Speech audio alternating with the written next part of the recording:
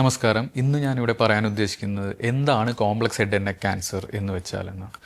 Complex head and neck cancer എന്ന് വെച്ചാൽ ഒരു ഡിഫൈൻഡ് ടേമും കാര്യങ്ങളൊന്നുമല്ല. നമ്മൾ കഴുത്തിലും തലയിലും കാണപ്പെടുന്ന ചികിത്സയിൽ സങ്കീർണതകളുള്ള ക്യാൻസർ രോഗങ്ങളെയാണ് നമ്മൾ പൊതുവെ കളക്റ്റീവായി പറയുന്ന ടേമാണ് complex head and neck cancer. അങ്ങനത്തെ ക്യാൻസർ ഈ ഹെഡ് ആൻഡ് നെക്ക് റീജിയനിൽ ഇപ്പോൾ നമുക്ക് വായിൽ വരാം, സ്കൾ ബേസ് എന്ന് പറയും, അതായത് ബ്രെയിനിൻ്റെ താഴെയും മൂക്കിൻ്റെ മേൽഭാഗവും ഉള്ള ഒരു അറ, അവിടെ വരാം, തൊണ്ടയിൽ വരാം. അപ്പോൾ ഇത്തരം ക്യാൻസറുകൾ നമ്മൾക്ക് ഒറ്റ ചികിത്സയിലൂടെ നമുക്ക് ചികിത്സിക്കാൻ പറ്റില്ല. അതിന് multi model treatment, multi disciplinary treatment വേണ്ടി വരും. ഒരു സർജൻ വേണ്ടി വരും. പ്രൈമറി സർജൻ മാത്രമല്ല, വലിയ പുനർനിർമ്മാണങ്ങളും റീകൺസ്ട്രക്ഷനും വരുമ്പോൾ ഒരു പ്ലാസ്റ്റിക് സർജൻ വേണ്ടി വരും. ചില കേസുകളിൽ സ്കൾ ബേസ് ഒക്കെ ആണെങ്കിൽ ന്യൂറോ സർജൻ്റെ സഹായം വേണ്ടി വരും. ഇനി കീമോതെറാപ്പി, ഇമ്മ്യൂണോതെറാപ്പി, റേഡിയേഷൻ, അങ്ങനത്തെ മൾട്ടിപ്പിൾ കാര്യങ്ങൾ വേണ്ടി വരും. അതേപോലെ തന്നെ തിരിച്ചു വരുന്ന ക്യാൻസർ, പണ്ട് നമ്മൾ ചികിത്സിച്ച് ഭേദമായി കുറച്ച് വർഷങ്ങൾക്ക് ശേഷം തിരിച്ചു വരുന്ന ക്യാൻസറുകൾ, അതും ചികിത്സിക്കാൻ നമുക്ക് കുറച്ച് ബുദ്ധിമുട്ടായിരിക്കും.